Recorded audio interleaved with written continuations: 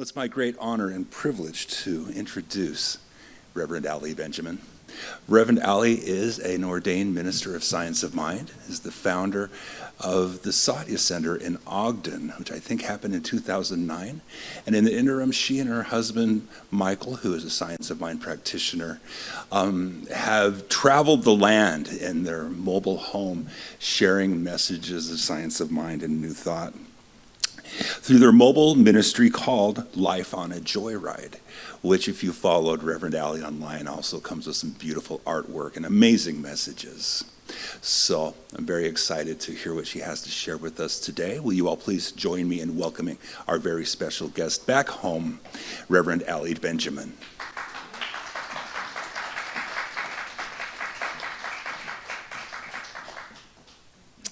Good morning. That wasn't very welcoming. Good morning. So good to be here. Thank you for that wonderful music. So heart-opening, and just took me back to those high school days of Valentine's and those warm, fuzzy memories. And I'd like to just give a little shout out to my Valentine, my funny Valentine. I can't see you because you're behind that light, but my beloved husband Michael is here today and just flew in from Sacramento, and we are celebrating our 25th year of married bliss. So thank you, sweetie. It's such a gift to be doing what I love. Being a minister is truly a blessing.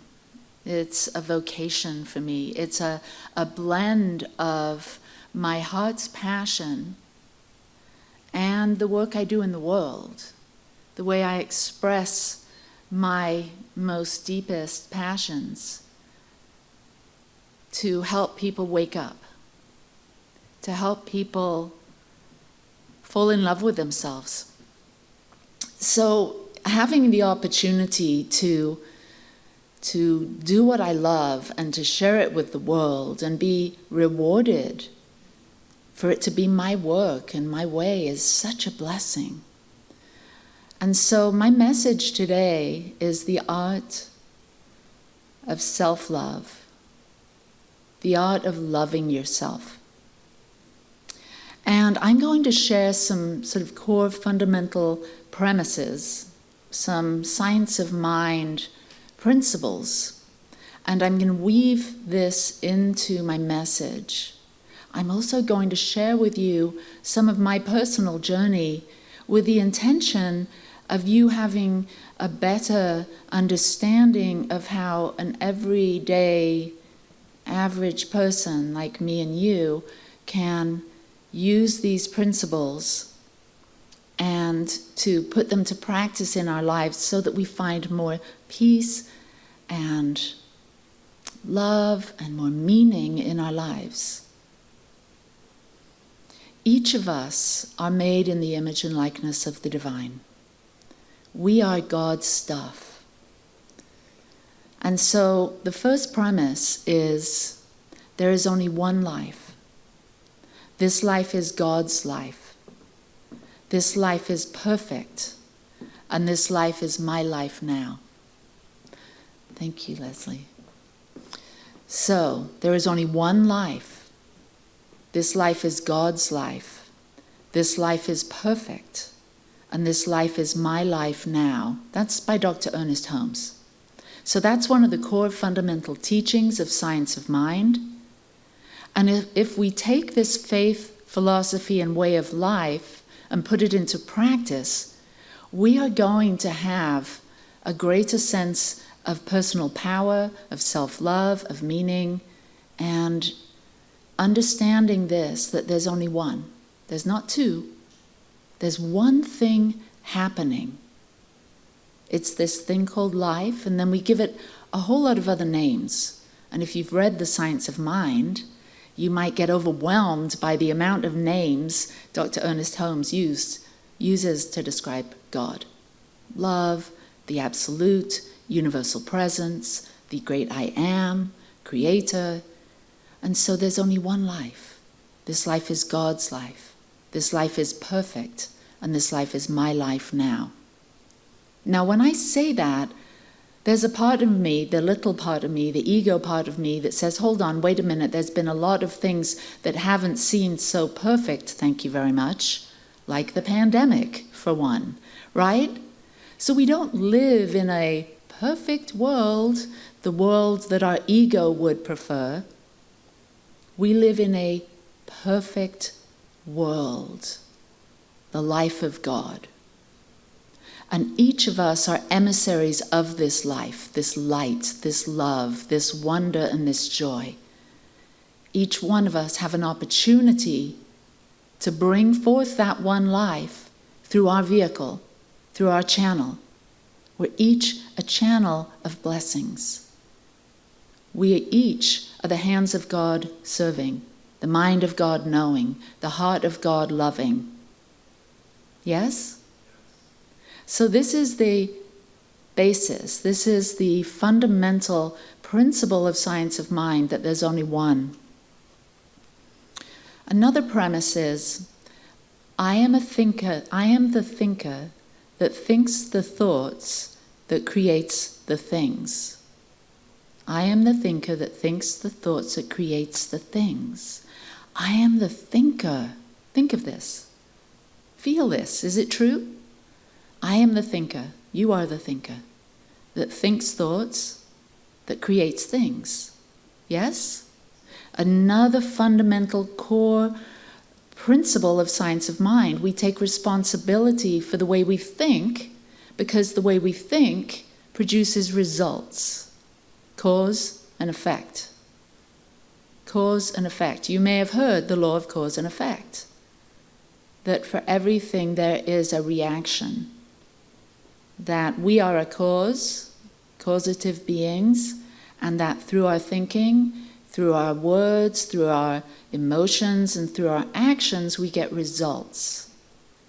So we are both a cause and our life is an effect. So we're both cause and effect, and we're playing with this field, with this law, with this matrix all the time.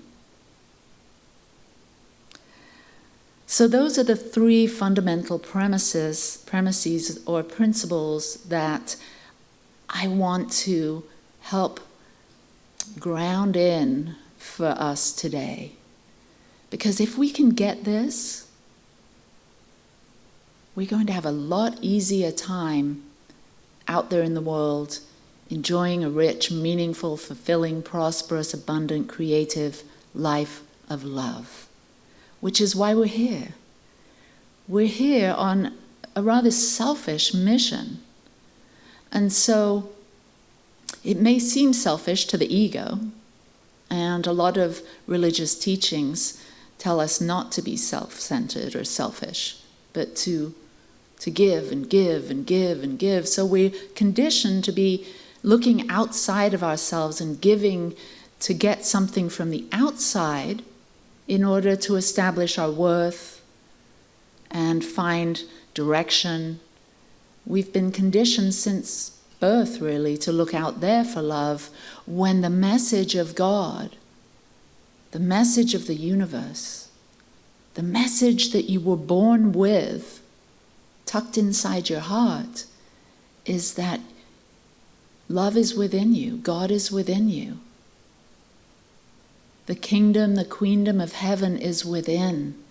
And so to fall in love with ourselves first, then allows us the energy and everything that we need in order to bring it out into the world and love everything and everyone else.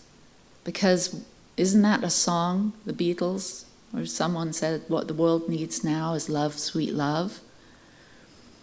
We're all here to be emissaries of love and to bring that God love, to bring God into form. God isn't somewhere out in the clouds, God is within. And we're born with the knowing of this. The seed perfection lies within. We're here to reveal that love. And so we do that by falling in love with ourselves, but it's not easy, especially when we've been through heartbreak. Has anyone in this room been through a significant heartbreak in their life? Just 1, 4, 5? I would guess that all of us have had heartbreak. If we were truthfully honest with ourselves, there were things that happened in our childhood that caused our heart to shrink, our heart to become closed. And then over the course of our lives, as we've been vulnerable and fallen in love with others, or we've built up barriers to protect ourselves. And so today, I want to share a couple of stories that I've been through, some heartbreak, to show you that there's a different way of looking at our heartbreak. Because every time a heart breaks, there's an opportunity for the light now to shine in.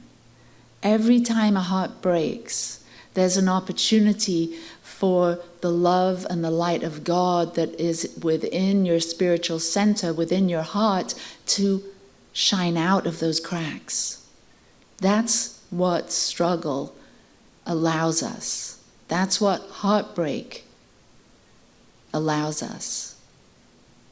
My first heartbreak was when I was very young, 4 years old, 5 years old. My mother left. She didn't just leave and move down the street.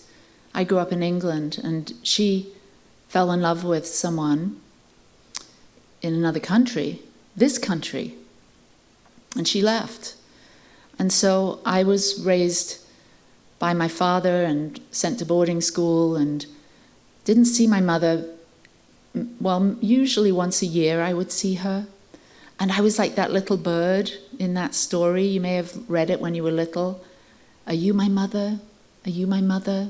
A little bird goes around asking all kinds of things in search of its mother.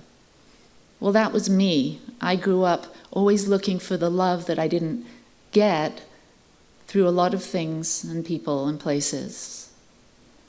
And that caused me to not only find resilience and courage and strength and individuality.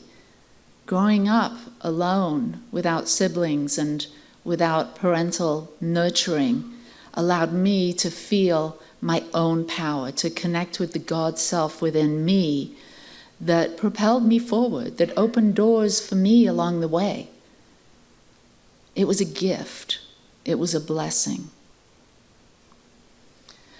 Then in my late 20s, I received another gift, another heartbreak, and that was the diagnosis of rheumatoid arthritis, an autoimmune disease that's crippling, and I got all kinds of funny joints and crooked things and surgeries and this and that.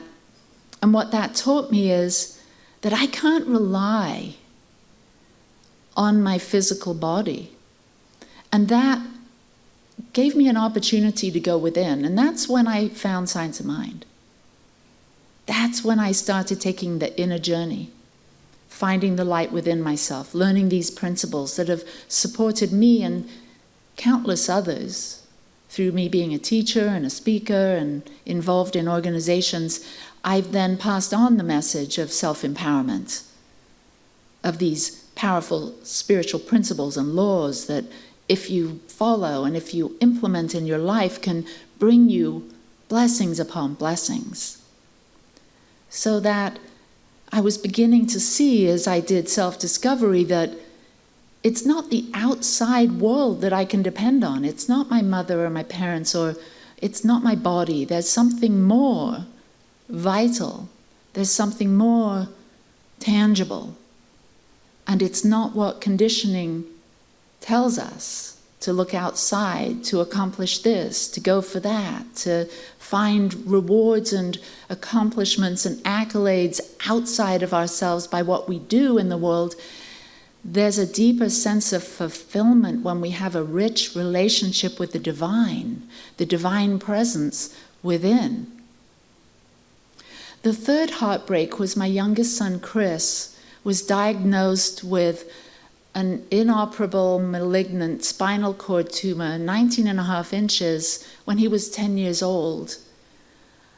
And as a mother of 3 children, 10, 12, and 13, to have your baby be given a death sentence is a tremendous heartbreak. What Chris taught me, and by the way, he's alive and thriving and working over in the governor's office right now as a budget analyst working in the legislative session, and he has taught me about resilience, about what's possible, about not underestimating someone because of a disability. He's a quadriplegic. So the struggles our family went through during those times, I'm not overlooking that. But it came with blessings too. Maybe there's something in your life, there's a series of heartbreaks that you've experienced that you could go back and rewrite the script on, to reframe your story. Because you're always creating a story. You can bring forth these wounds or these old stories or this poor me, my family did this, or this is what I experienced, or I was abused, or all of these terrible, awful things that happen to our little selves. We are always bringing that story out in one way or another. Maybe through our subconscious. It may show up in our relationships, undermining things. But we can rewrite those stories. We can put a different spin on it, maybe a spiritual spin on it. Because not only do we have a story and we're the author of the story of our own life, we hold the pen that gets to create the next chapter. So what next chapter are you going to write? And can you let your wounds from the past influence in a positive way your stories of the future, where you as the main character are strong and powerful and resilient and loving and a blessing because of it, because of the knowing of that, because of falling in love with yourself and your story and your character and your possibilities, you then become a living blessing. We're all here to do that. My fourth heartbreak, and probably the one that really snapped me to attention here, to really rely on God instead of my conditioned mind, was when in 2018 I found the dead body of my child, my son Adam. Now there's nothing quite like seeing your child's dead body to give you a moment of pause, to really question, what the hell is this life all about? That was a pivotal point for me to turn around and start doing this work in earnest, to start putting God first always, to not be projecting out there the source of my good and comfort and happiness is going to come to me when this is perfect, that's perfect, this person is doing that, this person's safe, I've got something that I'm doing that I enjoy. All of those things that our surface mind tells us need to be just right in order for us to find happiness and peace and love and purpose. And it's within us. The power, the love, the strength, the beauty, all of the things that you're going to learn in taking Reverend Myrna's course, the principles and practices of science of mind.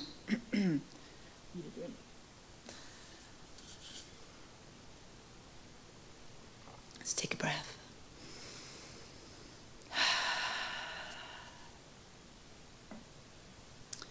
You're going to find those principles and practices, once implemented, once brought out, those divine qualities and attributes that God is, the I am presence.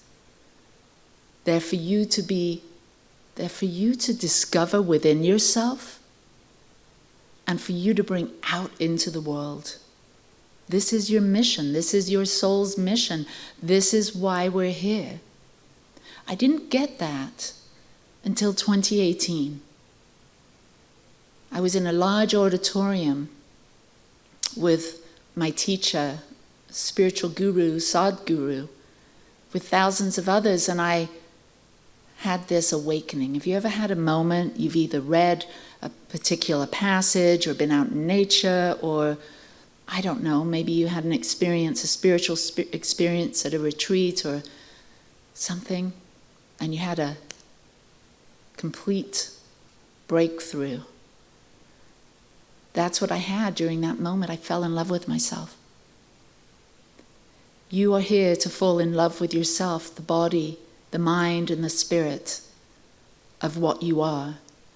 You are here to know who you are in truth, what you are in truth, and how you're here to serve in truth. You're here to serve by being your most authentic self. Not measuring up against society or someone else's expectations, or even your ego's expectations. You're just simply here to fall in love with yourself and to bring that love into the world without excuses, to be vulnerable, to be generous, to be kind, to not beat yourself up, to stop listening to that taskmaster inside your head, that judge, that victim, all of those voices. Those aren't you. There is a deeper you. It is your divine presence, and it's within you all the time. It is your constant companion.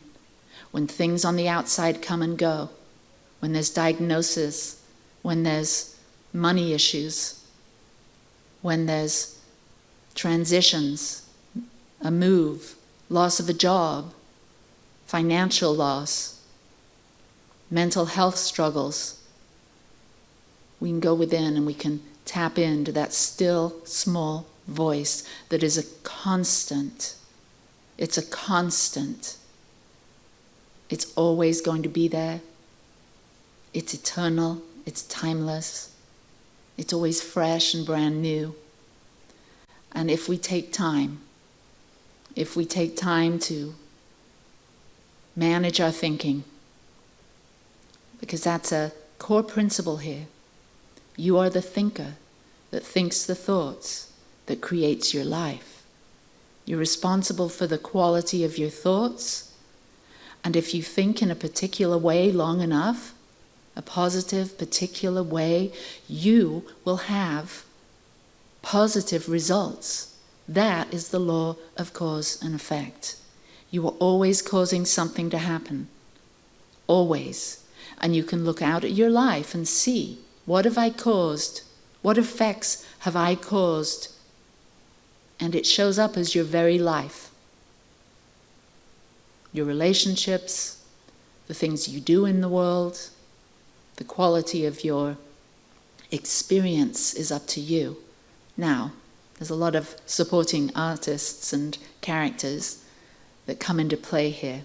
This isn't a solo journey. When we're truly ourselves, when we're in love with ourselves, we attract all manner of loving beings. And so, there is only one life. This life is God's life.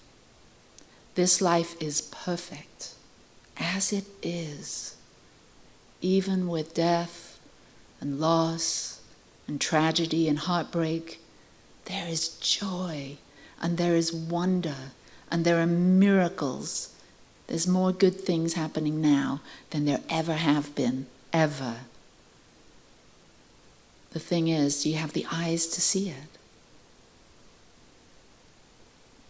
There is only one life. This life is God's life. This life is perfect. This life is my life now.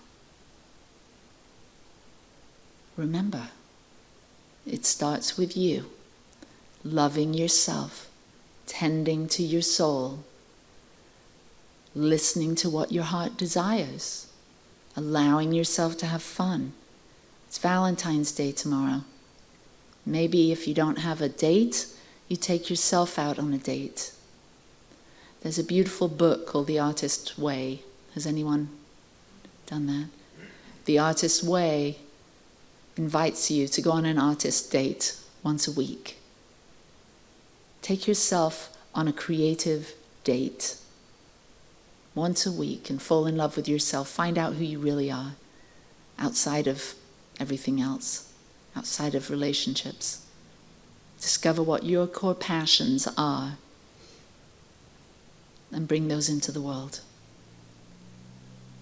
Thank you.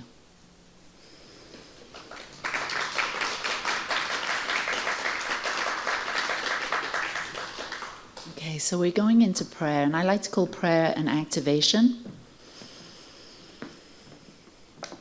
So take a breath and deepen into the recognition that there is only one life, one power, one infinite organizing intelligence that is never an absence. Its circumference is nowhere, and its center is everywhere. You and me and we are centered in God now. We are presencing God's love now. We bring it into time and space through every breath, through every word, through every action and movement. We are a living poem all about God, all about love. And so as we commit to walking a path of love and joy and beauty and abundance and well-being, we make a deeper commitment to God, to life.